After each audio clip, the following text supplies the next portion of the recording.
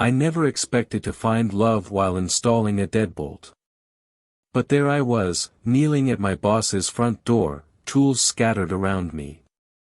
When she said those words, that would change everything.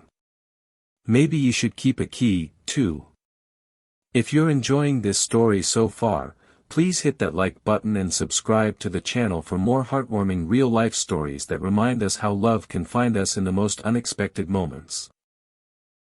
My name is Daniel Cooper, and 6 months ago, I was just a struggling single dad working as a maintenance supervisor at Westlake Apartments. My daughter Lily was 7, the light of my life since her mother walked out on us when she was barely 2. We were making it work, just the two of us, but only barely. The day everything changed started like any other. I was fixing a leaky faucet in Unit 14B when my phone rang. It was Ms. Reynolds, Sarah, the property manager, and my direct boss. Her voice sounded different, shaky. "Daniel, I hate to ask this, but I need a favor. It's not work-related." I'd always maintained a strictly professional relationship with Sarah. She was kind, but reserved, beautiful in that understated way that made it hard not to notice, but she was my boss, and I needed this job more than I needed complications. "What can I help with?" I asked, wiping my hands on my work pants. "Someone tried to break into my condo last night," she said, her voice catching. "The police said they jimmied the lock but got scared off by my neighbor coming home. I need better locks installed today if possible." I checked my watch. It was already 4:30 and I needed to pick up Lily from after-school care by 6 o'clock. "I can come by after I get my daughter," I offered. "Would 60-30 work?" The relief in her voice was palpable. "That would be perfect. And Daniel, bring Lily. I'll order pizza." That evening changed everything. Sarah's condo was in one of those renovated historic buildings downtown. All exposed brick and high ceilings. Not what I expected from my always professional, somewhat reserved boss. Lily took to Sarah immediately, showing her the book she'd been reading while I measured the door for new locks. "You like dragons, too?" Sarah asked, and Lily's face lit up like Christmas morning. "You like dragons?" My daughter was incredulous. Adults, in her experience, rarely appreciated the finer points of dragon lore. "I have an entire collection," Sarah said, leading Lily to a bookshelf filled with fantasy novels and small dragon figurines. "My dad used to read me stories about them when I was your age." While they bonded over mythical creatures, I installed a new deadbolt and reinforced the door frame. The work was straightforward, but I found myself taking longer than necessary, stealing glances at Sarah and Lily laughing together on the couch. When the pizza arrived, Sarah insisted we eat together. Over pepperoni and cheese, I learned that my seemingly put-together boss had her own struggles. Her father had passed away the previous year. They'd been extremely close since her mother left when she was young. She'd moved to this condo to start fresh. But living alone for the first time had been harder than she expected. "Sometimes I feel like I'm just pretending to have it all together," she admitted, then looked embarrassed. "I'm sorry. I shouldn't be dumping this on you." "No, I get it," I said. After Lily's mom left, I spent about 2 years feeling like I was one missed school form away from complete failure. Sarah smiled and something shifted between us. Not romance, not yet, but understanding. Two people who knew what it meant to carry on alone. As we were leaving, I handed her the new keys. "Thank you for this," she said, looking at the keys in her palm. "I'll sleep better tonight." "Anytime," I replied, meaning it. "Call if you need anything else." 2 days later, she did call. A shelf had collapsed in her kitchen. The following week, her garbage disposal jammed. Each time, I brought Lily, and each time the three of us would end up talking long after the repairs were done. I started noticing things about Sarah I'd never seen at work. How she always had a pencil tucked behind her ear. The way she laughed with her whole body. How she listened to Lily with genuine interest. Never the condescending attention some adults give to children. One evening after fixing her bathroom sink, I found Sarah and Lily baking cookies in the kitchen. Flour dusted Sarah's cheek and Lily was explaining the critical importance of chocolate chip distribution with scholarly seriousness. "Join us, Daddy," Lily called, and the domestic scene hit me with unexpected force. This felt like family, like home. But Sarah was still my boss, and I couldn't risk misreading the situation. I kept my growing feelings carefully contained, focusing instead on being helpful and friendly. Then came the storm. A freak summer thunderstorm knocked out power across half the city. The apartment complex was chaos, flooding in the basement, a tree down in the parking lot. I worked 18 hours straight, soaked to the bone, and exhausted. When I finally made it home, I found a note taped to my door. Sarah had picked up Lily from school when they couldn't reach me, and they were at her condo. I found them playing board games by candlelight. Lily, already in borrowed pajamas, ran to hug me. Chattering about their adventure. "She was worried about you," Sarah said quietly when Lily went to brush her teeth. "I hope it was okay that I picked her up." "More than okay," I said, suddenly overwhelmed. "Thank you," Sarah stepped closer. Concern in her eyes. "You looked dead on your feet. The roads are still bad. Why don't you two stay here tonight? I have a guest room." That night, lying in Sarah's guest bed with Lily snoring softly beside me, I realized I was falling in love with my boss. The thought terrified me. The next morning, Sarah was already up making pancakes when we emerged.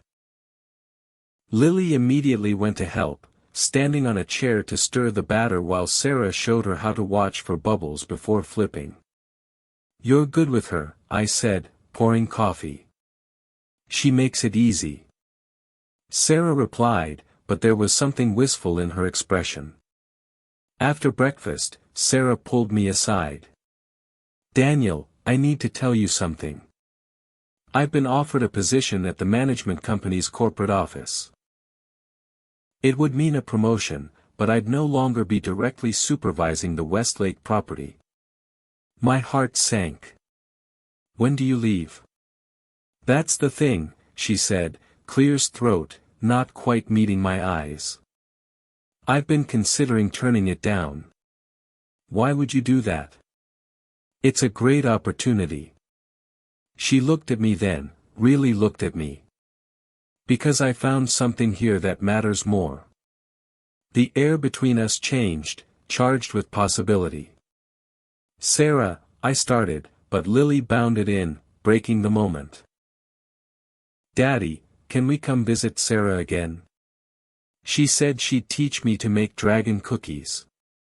"We'll see, sweetheart," I said, though my eyes stayed on Sarah.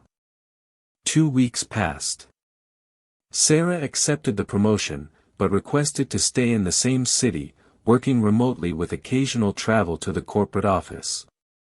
Our relationship remained in that uncertain territory, more than friends, less than something defined.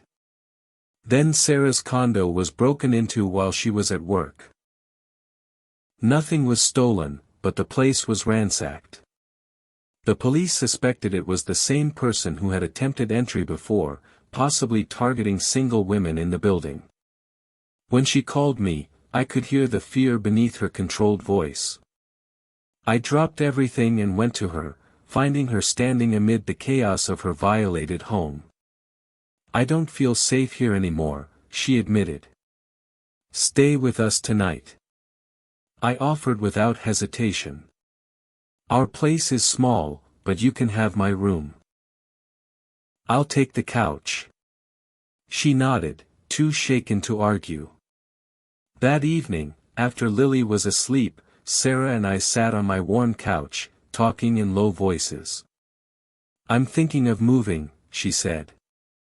Starting fresh somewhere else. The thought of her leaving sent a cold spike through me. Is that what you want? She was quiet for a long moment. No, what I want is to feel safe. To stop being afraid of being alone. I took a chance and reached for her hand. You're not alone, Sarah. The next day, I went to her condo to change the locks again and install a security system. As I worked, I thought about all the reasons I shouldn't pursue this. Workplace complications, the risk to Lily if things went wrong, my own fear of being left again. But when Sarah arrived to check on the progress, all those reasons seemed to fade against the simple truth that I couldn't imagine my life without her in it anymore. I was kneeling at the door installing the final deadbolt when she asked, "How will I get deliveries if I'm not home?" "You could give a spare key to a neighbor you trust," I suggested, focusing on the lock to avoid looking at her. There was a pause, then she said it. "Maybe you should keep a key, too." I looked up, finding her watching me with vulnerable hope in her eyes. "Sarah, I'm not sure that's a good idea. I'm still technically your employee and not anymore." She interrupted. "My promotion went through yesterday. I'm officially transferred to corporate. You now report to Greg Phillips." "Oh," I said, processing this new information. "Still, there's Lily to consider." "I can't just Daniel," she said softly, kneeling down beside me. "I'm not asking you to move in. I'm asking you to hold on to a key because you're someone I trust, someone I care about. The rest we can figure out as we go." In that moment, kneeling on her threshold, I realized sometimes the bravest thing you can do is open a door you're afraid to walk through. "I'd be honored to keep your key," I said finally. She smiled. Relief and something more warming her eyes. "Good, because Lily promised to help me paint the guest room this weekend, and I was hoping you might help, too." "What color?" I asked, returning her smile. "Dragon green," she replied. "Lily's choice." 3 months later, I was using that key regularly. Sarah and I took things slowly, mindful of Lily and the newness of our relationship. Weekend dinners became movie nights, became day trips to the zoo. Sarah helped Lily with her reading. I taught Sarah how to fix a leaky faucet. We became a unit, the three of us, without ever really discussing it. The night I finally told Sarah I loved her, we were sitting on her balcony after Lily had fallen asleep inside. The city lights spread out below us and Sarah was telling me about her latest work project. Her hands animated in the way they got when she was excited. I didn't plan it. The words simply rose up and spilled out. "I love you." She stopped mid-sentence, her eyes widening. "You don't have to say it back." I added quickly. "I just wanted you to know." Sarah reached for my hand, interlacing our fingers. "I've been in love with you since I watched you explain to Lily why the sink was leaking.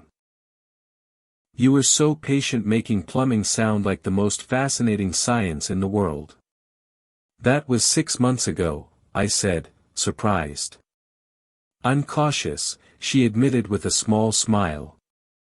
"But yes, Daniel Cooper, I love you, too." 6 months after that, I sold my apartment and moved the last of our things into Sarah's condo, now our home. The night we finished unpacking, after Lily was asleep in her new dragon green bedroom, Sarah handed me a small box. Inside was a key, not to the condo, but something older, more ornate. It was my father's, she explained. He always said the key to happiness was finding someone who makes you feel at home, no matter where you are. Her eyes shimmered with unshaped tears. You and Lily are my home now. I understood then that some locks aren't meant to keep people out, but to protect what's precious within. And sometimes the most unexpected people come along with exactly the right key to open your heart.